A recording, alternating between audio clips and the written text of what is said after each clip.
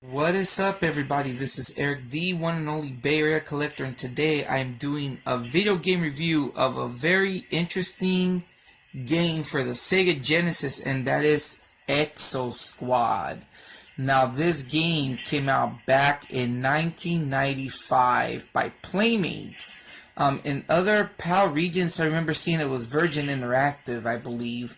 But game came out in 1995 and it's based off the early 90s cartoon Exo Squad, where you control three of the Exo Squad members, JT Marsh, Nina, I forgot the girl's name, I think it was Nina. I forgot his Nina, and then the other one of Wolves Bronsky, I believe, or something like that. But you control three of the Exo Squad members in three different gameplay modes: shooter, side scroller, and one-on-one fighting, out to save mankind from the Neo Sapiens.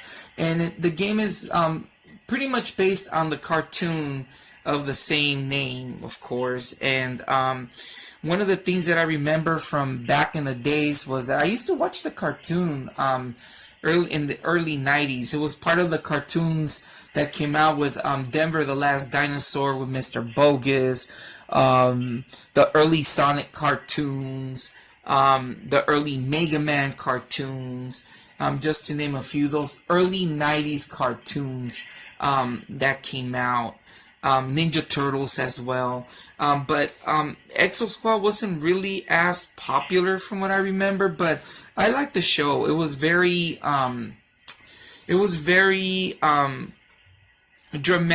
dramatic, but it was very on point with war, with basis on war and human nature and whatnot and things like that. But it was a fun cartoon nonetheless, from what I remember. But one of the things that I remember from the game were the toys.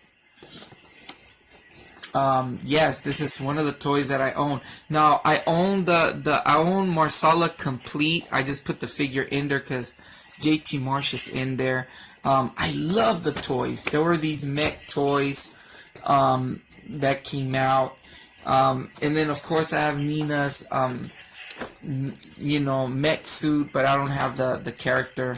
But and then I have Marsala. I have the big giant it's like a big giant mech that actually walks on its own and whatnot.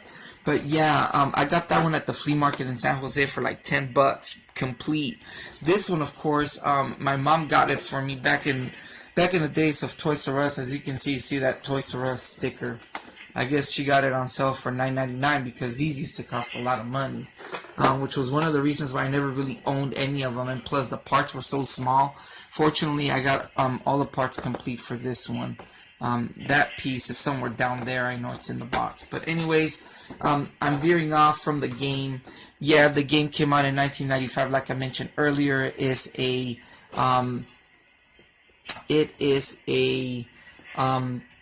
three styles of gameplay.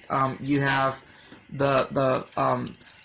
the jet sequences, or where you fly around and it's like a first overhead shooter and you start shooting out planes. That mode gets you really dizzy. The second one is like a side-scrolling platformer. Believe it or not, it's kind of slow in the platforming and is really clunky to control, but nonetheless it's fun. And then of course the end level boss of the particular section it's like a one-on-one fighter. It reminds me kind of the style of the Power Rangers. If you guys ever played those early, like the Super Nintendo Power Rangers game, where you have a side-scrolling section and then at the end you do a one-on-one battle, it's kind of like that. Now the game itself, it's really difficult. I actually managed, on the gameplay that I'm about to show you guys, I just managed to make it to like the third level, but it was another shooting phase, so there I just got stuck and I got stomped and I said forget it. But it's a fun game nonetheless. You have passwords for each level after you complete them to save your progress, because this game does not have continues, but you can continue with the password. But anyways, back to the story, because that's also something I kind of sidetracked. Yes, you play as the Exo Squad, because the story takes place many years into the future, where humanity invented these subhuman beings called Neo-Sapiens. At one point, 15 years prior to the Exo Squad, story, the Neo-Sapiens revolted, which led into an era, I believe, a little brief era of peace. However, there's one evil mastermind. The main bad guy of the story is Phaeton, I believe, is this guy right here. Phaeton. It's when all of these Neo-Sapien characters look the same to me, unfortunately. But he's one of the masterminds, and in a lot of the in the game, you kind of play the same story arc, the same line as the cartoon. But there's a lot of debate whether he's actually a bad guy or not, because in a way they consider him like an anti-hero, where he kind of rescued his own kind. However, I know that later in the series they show his own malicious intent, so he is kind of like a bad guy. But he brings up those points where Marsala joins Marsala, which is this guy right here that's in the box. Sorry for the light, you guys. This guy Marsala, he actually joins the Exo Squad people to help him out and restore peace to the planet. In the future, they colonized other planets as well, so the war takes down in different areas of the galaxy as well. All in all, one of the interesting things I learned just recently was that the third season, the show went on for 2 seasons. The show got canceled after the 3rd season. There was only like 1 or 2 episodes. Then it got canceled, unfortunately. And it had to do with I want to say when they bought the station where they were airing the main series, the television station just kind of decided not to go forth with the 3rd season. However, they said that that the way that the 2nd season ended, it was gonna leave off into either an Exo Squad movie or a crossover, because a lot of the stuff is very reminiscent to Robotech.